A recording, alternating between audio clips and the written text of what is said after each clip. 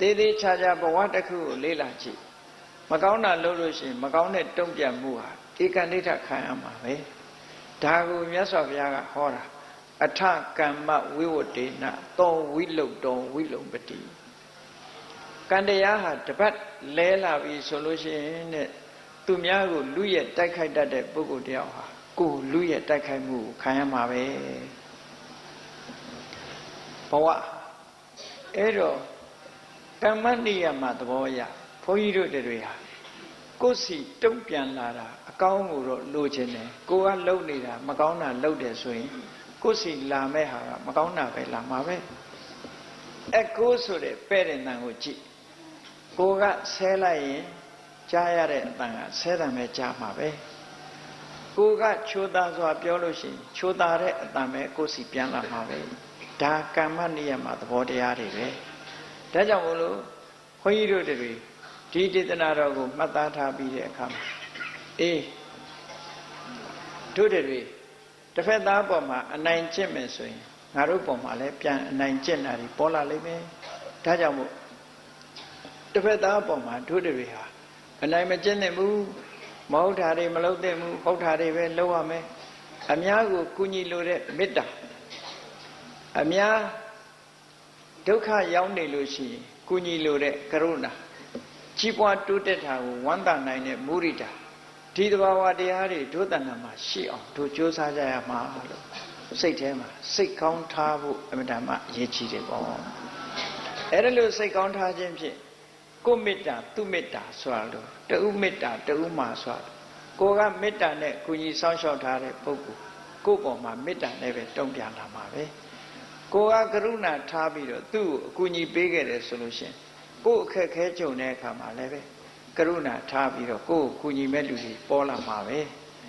ကိုကသူများကြီးပွားတာကိုဝမ်းသာနိုင်လို့စိတ်ကောင်းနှလုံးကောင်းထားနိုင်ပြီဆိုလို့ရှိရင်ကိုယ့်ပေါ်မှာစိတ်ကောင်းနှလုံးကောင်းထားတဲ့ပုဂ္ဂိုလ်တွေနဲ့ပဲကိုကြုံတွေ့ရမယ်ဒါဟာအတုံးအလှဲ့သဘောတရားတစ်ခုလို့ဒီလိုပြောတာနော်ကောင်းတဲ့ဘက်ကဆိုရင်မြတ်စွာဘုရားက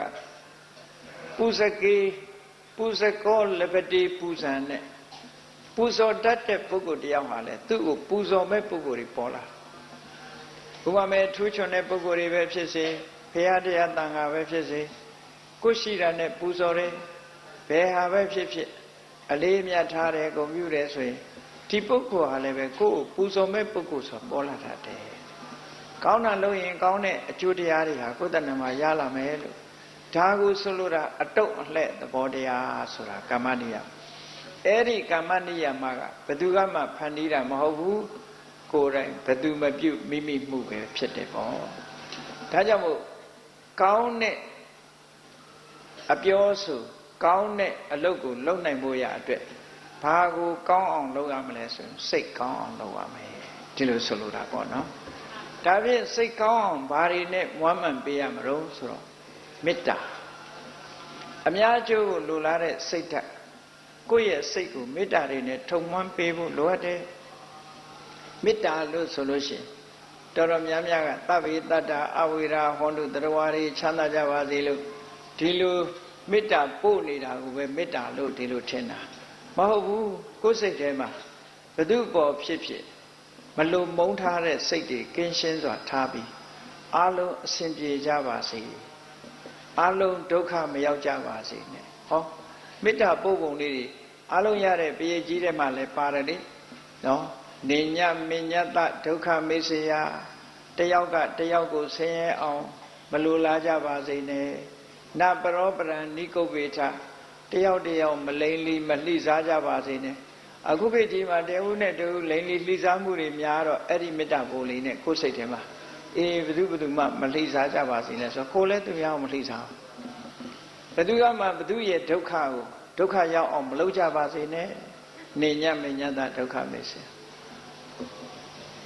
ခန္ဓာသုံးမှာပါတဲ့မေတ္တာဘုံလေးကြတော့သဗ္ဗေတတ္တသဗ္ဗေပါဏသဗ္ဗေဘုဒ္ဓသကေဝလာသဗ္ဗေဖတ္ထရာနိပတ္တန္တုမာကင်စိပပမာကမာ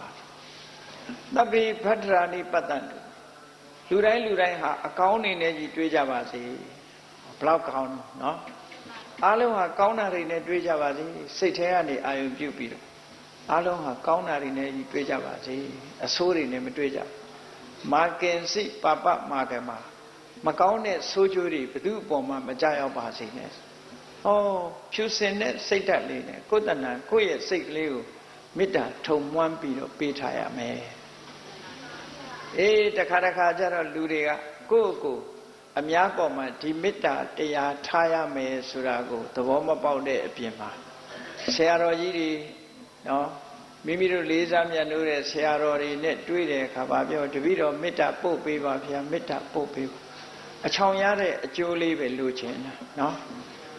တကယ်ကတော့မေတ္တာအကျိုး17မျိုးဆိုတာအပုတ်ခံရလို့ရတာမဟုတ်ဘူးကိုယ်တိုင်ပို့မှရတာနော်သူများကမေတ္တာပို့လို့ကိုယ်မှချမ်းသာအိပ်စက်ချမ်းသာလျက်တို့အိမ်မဆိုးကင်းဆိုတဲ့အကျိုးတွေရတာမဟုတ်ဘူးကိုယ်တိုင်မေတ္တာပွားမှကိုယ်စိတ်ထဲနှလုံးထဲမေတ္တာတရားရောက်မှဒီအကျိုးတွေကိုခံစားရမှာအဲ့တော့ပိုက်ဆံမှမကုန်တာဘာဖြစ်လို့မလုပ်နိုင်ရလဲနော်ငွေကြေးဒနာမတတ်နိုင်လို့တပည့်တော်တို့ကတော့မေတ္တာမပို့နိုင်ပါဘူးဆိုရင်အရှင်ဘုရားတပည့်တော်မေတ္တာပို့ပေးပါဆိုသဘာဝကျသေးတယ်နော်တပည့်တော်ငွေမတတ်နိုင်လို့မေတ္တာရှင်ဘုရားပို့ပေးပါဆိုရင်ဟုတ်တယ်ကိုယ့်ဘာကိုပို့ရမယ်မေတ္တာကြမှာသွားနှမျောနေတယ်လို့ဖြစ်နေတယ်ပေါ့ဒါကတမ္မာဒိဋ္ဌိလို့ဆိုရင်မှန်ကန်တဲ့အမြင်တစ်ခုဆုံးရှုံးနေလို့ဒီလိုဖြစ်ရတာတကယ်တော့စဉ်းစားကြည့်လိုက်လေဘသူပေါ်ဖြစ်ဖြစ်သိတဲ့လူပဲဖြစ်ဖြစ်မသိတဲ့လူပဲဖြစ်ဖြစ်မြင်ရတဲ့တ attva ပဲဖြစ်ဖြစ်မမြင်ရတဲ့တ attva ပဲဖြစ်အားလုံးအစဉ်ပြေကြပါစေအစဉ်ပြေတာပဲကြည့်ချင်တယ်နော်ဘယ်သူမှဒုက္ခမရောက်ပါစေနဲ့ဟောဒီစိတ်ကလေးကိုကိုယ်တဏ္ဍာမှာမွေးထားမနဲ့အေးရထားတဲ့အချိန်ကနေမွေးထားဒါကိုစိတ်ကောင်းလို့ခေါ်တာပဲအဲ့ဒါလို့ကိုယ်စိတ်ကောင်းထားတဲ့ဟာဒီကုသိုလ်ကနည်းတဲ့ကုသိုလ်လားလို့ဆိုအမှန်တမ်းကြီးမားတဲ့ကုသိုလ်လို့ခေါ်တယ်မြတ်စွာဘုရားကဝေလာမသုတ်တံမှာဟောထားတာတော့ကျောင်းကြီးဆောက်လှူတဲ့ကုသိုလ်ဟာတဲ့ငွေကြေးဒနာအကုန်ကြပြီးတော့လှူတဲ့ပစ္စည်းလေးပါအလှူတွေထဲမှာစတုတ္တိတတန်ဃာကိုရည်စူးပြီးတော့ကျောင်းဆောက်အလှူဟာအကောင်းဆုံးပဲဒါဖြင့်သူ့ရဲ့ကောင်းတာရှိသေးလားရှိသေးတယ်တရဏဂုံ3ပါးဆောက်တည်တာအဲကျောင်းဆောက်လှူတာတဲ့ပုဂ္ဂိုလ်တို့ရတယ်ဒါဖြင့်တရဏဂုံဆောက်တည်တာတဲ့ကောင်းတာရှိသေးလားအေး5ပါးသီလထပ်ပိုးလိုက်ရင်ဒီတဲ့ကောင်းတယ်ဟောဒီလိုဟောတာနော်ဒါဖြင့်5ပါးသီလတပည့်တော်တို့တရဏဂုံလည်းရတယ်5ပါးသီလလည်းရှိတယ်ဒီတဲ့ကောင်းတဲ့ကုသိုလ်ရှိသေးလားဆိုရှိတယ်မေတ္တာပွားတာဟောမေတ္တာပွားတယ်တရားတွေအားလုံးပေါ်မှာခြုံငုံပြီးကိုသိတဲ့လူရောမသိတဲ့လူရောကမ္ဘာလောကမှာရှိတဲ့လူတွေအားလုံးအစဉ်ပြေကြပါစေဆိုတဲ့စိတ်မွေးတာဟာဘာလို့ထားတော့ဆိုကိုယ့်ရဲ့ရင်နဲ့နှလုံးထဲမှာအမုန်းတရားမရှိဘူးဆိုတာထုတ်ဖော်နေတာပဲအရေးကြီးတာအမုန်းတရားမရှိဘူးပဲမေတ္တာပို့တယ်ဆိုတာကိုယ့်ရဲ့နှလုံးထဲကအမုန်းတွေကိုရှင်းပစ်တာနော်ဓမ္မမေတ္တာဆိုတာသဗ္ဗေတ္တရွတ်ကောင်လို့ရွတ်နေတာတခါတလေစိတ်ကပါကြမပါတာနော်အဲ့ဒီလိုမလုံးနဲ့မေတ္တာဆိုဒီမှာမနောကကိုယ်စိတ်ထဲမှာတရားတွေရဲ့အကျိုးစီးပွားကိုလိုလားတယ်ဆိုရင်မေတ္တာစိတ်ကိုအခိုင်အမာတည်ဆောက်နိုင်ရအဲ့ဒီလိုတည်ဆောက်ခြင်းဟာစိတ်ကောင်းပဲအမှန်တမ်းမွန်မြတ်တဲ့စိတ်မေတ္တာစိတ်ရှိလာပြီဆိုတဲ့ပုဂ္ဂိုလ်တယောက်ဟာသူတစ်ပါးကိုထိခိုက်နစ်နာမဲ့ပါဏာတိပါဒလောက်ပါအောင်မလားမလောက်ဘူးလေသူကအားလုံးရဲ့အကျိုးစီးပွားကိုလိုလားတာဆိုပါဏာတိပါဒဆိုတာအ ਨੇ ဆုံးမသိရင်တောင်ဒုက္ခရောက်မှာလေဟိုလူကတခါသူများစိတ်ဆင်းရဲတယ်သူများပစ္စည်းလေးပါသွားတယ်အခိုးခံလဲရတယ်ဆိုစိတ်ဆင်းရဲမှာဟောသူများစိတ်ဆင်းရဲတဲ့အာရိဏဒါနလည်းမလုပ်ဘူးသူတော်ကမိသားစုထဲမှာသွားပြီးတော့ပြစ်မှားလို့ရှင်လေအဲ့ဒီမိသားစုဟာစိတ်ဆင်းရဲမှာဆိုတော့မေတ္တာရှိတဲ့ပုဂ္ဂိုလ်ကဘယ်လို့မှမလုပ်ဘူးတာလေတခါသူများအကျိုးပြည့်အောင်လိမ့်လီလှိစားတယ်ဆိုတဲ့မုဒ္ဒဝါဒဆိုတာလေမေတ္တာရှိတဲ့ပုဂ္ဂိုလ်ကဘယ်တော့မှမလုပ်ဘူးသူများဒုက္ခရအောင်ဟောသူရမေရယဆိုတာအများပေါ်မှာမေတ္တာရှိတဲ့ပုဂ္ဂိုလ်ကဘယ်လိုတွေးတယ်ငါဟာမိသားစုကောင်းကျိုးဆောင်ရွက်မယ်မိသားစုကောင်းကျိုးဆောင်ရွက်နိုင်အောင်ငါမှနေ့စဉ်အသိပညာအတတ်ပညာတွေလိုအပ်တယ်ပညာစည်းဘူးမယ်ရလာတဲ့ပညာနဲ့မိဘကိုကျေးဇူးဆက်မယ်မိသားစုချမ်းသာအောင်ထားမယ်မိတ်ဆွေသင်္ကားတွေကူညီပေးမယ်ကုသိုလ်ကောင်းမှုတွေပြုမယ်အဲ့တော့ဒီလိုအသိပညာတွေရဖို့ရအတွက်အနှောင့်အယှက်အဟန့်တားဖြစ်နေတဲ့အယက်သေးစာတောက်စားမှုကိုငါရှောင်ရမယ်ဆိုဟောဒီလိုဆိုလိုတာနော်မူရစ်တောက်စားနေတဲ့ပုဂ္ဂိုလ်တယောက်ဟာဘယ်သူအကျိုးမှမလုံးနိုင်နံပါတ်1သူ့အကျိုးသူမလုံးနိုင်တော့အဲ့ချိန် သူအကျိုးတောင်သူမလုံနိုင်ရင်အများအကျိုးဘယ်လိုလုပ်လို့လဲမလုံနိုင်တော့ဒါကြောင့်မို့လို့သူတစ်ပါးရဲ့အကျိုးကိုလိုလားတဲ့ပုဂ္ဂိုလ်တယောက်ဟာမူရစ်တောက်စားပြီးရန်ကားနေတဲ့ပုဂ္ဂိုလ်ရစ်မှုနေတဲ့ပုဂ္ဂိုလ်ဆိုတာမဖြစ်တော့ဟော၅ပါးသီလတုံးသွားအဲ့တော့မေတ္တာရှိခြင်းကြောင့်လည်း၅ပါးသီလတုံးသွားနိုင်တယ်ဟောနောက်တစ်ခုစဉ်းစားကြည့်ကိုမေတ္တာထားတဲ့အပိုင်းဝိုင်းကြီးတစ်ခုတရားတွေအလုံးပေါ်မှာမေတ္တာထားလူတွေပေါ်မှာမေတ္တာထားတာမဟုတ်ဘူးတရားတွေအလုံးပေါ်မှာမေတ္တာထားမေတ္တာထားတော့ဘယ်သူနစ်နာအောင်မှမလုပ်ဘူးအဲ့ဒီမေတ္တာစွမ်းအားရှိလာလို့ကိုမေတ္တာထားတဲ့ပုဂ္ဂိုလ်တွေဟာတစုံတစ်ခုသောအကြောင်းကြောင့်ပြဿနာတွေဖြစ်ပြီးတော့ဆင်းရဲဒုက္ခကြုံနေမယ်ဆိုလိုက်ဩဒီဆင်းရဲဒုက္ခကလွတ်ကြပါစေသူတို့ဒုက္ခမရောက်ကြပါစေနဲ့ဆိုစိတ်တွေအရင်ဖြစ်လာတာအဲ့ဒါကိုကရုဏာလို့ခေါ်တယ်နော်ဒုက္ခမရောက်စေချင်တာဘယ်သူကိုမှဒုက္ခမရောက်စေချင်အဲ့ဒီချက်မဲ့ကိုမေတ္တာထားတဲ့ပုဂ္ဂိုလ်တွေကအောင်မြင်ကြီးပွားလာလို့ရှိရင်လေလူတွေကများသောအားဖြင့်တဦးတယောက်အောင်မြင်ကြီးပွားလာလို့ရှိရင်အပြစ်ပြောဖို့ပဲစဉ်းစားတယ်အပြစ်ပြောဖို့ပဲစဉ်းဘာလို့အောင်တာဘာဖြစ်လို့ကြီးပွားတာလဲဆိုပြီးတော့အပြစ်ပြောဖို့အဲ့ဒီအပြစ်ပြောတာကိုအိတ်တာလို့ခေါ်တယ် jealousy တဲ့အဲ့ဒါဘာဖြစ်လို့ jealousy ဖြစ်ရလဲဆိုတော့မုရိတာဝမ်းသာနိုင်မှုကင်းလို့တဲ့အဲ့ဒါကြောင့်မို့ကိုကြီးပွားစေခြင်းတဲ့ပုဂ္ဂိုလ်တယောက်ကြီးပွားတိုးတက်လာတဲ့အခါမှာဝမ်းသာနိုင်အောင်ကြိုးစားရမယ်ဆိုဟောဒီမေတ္တာမွန်မြတ်တဲ့မေတ္တာကရုဏာမုရိတာဆိုဒီတရား၃မျိုးကိုယ်တဏ္ဍမှာအခိုင်အမာတိဆောက်ထားတာကိုပဲစိတ်ကောင်းနှလုံးကောင်းလို့ခေါ်တာဒီတဲ့ကောင်းတဲ့စိတ်ကောင်းနှလုံးကောင်းပဲရှိတော့မလဲလူတိုင်းဟာကိုယ့်ကိုယ်တော့ကောင်းကြမှာပေါ့အများပေါ်ကောင်းဖို့မှအရေးကြီးတာကိုအဲ့တော့ဒီစိတ်ကောင်းနှလုံးကောင်းကိုကိုယ်တဏ္ဍမှာအခိုင်အမာဖြစ်အောင်တိဆောက်အဲ့ဒါလို့တိဆောက်လိုက်တဲ့အခါကျတော့နောက်ဆုံးဥပိ္ပခာဆိုတာကျတော့ကိုလှုပ်လို့ဘာမှမရလှုပ်လို့မရလူတိုင်းဟာလှုပ်လို့ရလားဆိုမရဘူးသူကနဲ့သူလာတာတဝိတ္တကမ္မတကာသူကနဲ့သူလာတာနောက်ဆုံးမှကိုသားသမီးတောင်ကိုကယ်ခြင်းလို့ရတာမှမဟုတ်တာအဲ့ဒီခါကျတော့ဥပိ္ပခာလို့ဆိုရမြင့်မြတ်တဲ့စိတ်ထားဥပိ္ပခာဆိုဒီမှာအရတ်ထဲမှာတော့ဘာပြောလဲဆိုရင်ဒီကောင်မတည့်ဘူးအမြင်ကတ်တယ်မခေါ်ပဲနေမယ်စကားမပြောပဲနေမယ်ဆိုတာဟာကိုဥပိ္ပခာလို့ထင်တာအဲ့ဒါမဟုတ်ဘူးနော်ဥပိ္ပခာဆိုဒီမှာ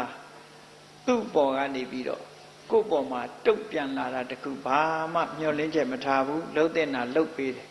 ဒီတဲ့ရှင်းအောင်ပြောပြမယ်ဆိုလို့ရှိရင်မြတ်စွာဘုရားအလောင်းတော်တွေဖြည့်ကျင့်ရတဲ့ပါရမီ10ပါးထဲမှာမေတ္တာပါရမီဥပိ္ပခာပါရမီဆိုတာပါတယ်ကရုဏာနဲ့မုရိတာတော့ပါရမီထဲမှာမပါဘူးအရေးကြီးတာမေတ္တာနဲ့ဥပိ္ပခာအလွန်အရေးကြီးတယ်ခဏခေတ်မှာလည်းသေးသေးချာချာစဉ်းစားကြည့်လောကလူတွေဟာမေတ္တာရှိလို့အကူအညီပေးလိုက်တယ်မှန်ကန်တဲ့စိတ်နဲ့အကူအညီပေးတယ်သို့တော့ဥပိ္ပခာမရှိဘူးဆိုရင်ဘာဖြစ်လဲဒီလူငါတစ်ချိန်လုံးကကူညီထားတာငါကြတော့မကူဘူးမဖြစ်ပေဘူးလားနော်သူကငါကူထားငကိုတော့ဒီကောင်ကငါအောက်ကပါအခုမှဒါမျိုးကလာသေးတာနော်